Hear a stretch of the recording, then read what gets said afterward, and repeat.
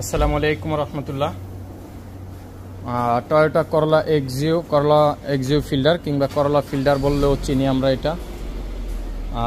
এই গাড়িটা আমরা হলো আপনার ব্রেকিং সিস্টেম রিপ্লেসমেন্ট করলাম, যেটা আমরা রিকন্ডিশন ব্রেকিং সিস্টেম এটাতে ইনস্টলেশন করলাম এইখানে ওইখানে। আর এইখানে হলো গাড়ির পুরাতন ব্রেকিং সিস্টেমটা যেটা আপনারা দেখতেছেন এখন। আর এখানে আমাদের হলো রিকন্ডিশন যে ব্রেকিং সিস্টেমটা আমরা ইনস্টলেশন করলাম সেটা এখন আপনারা দেখতেছেন গাড়িতে সেট করা।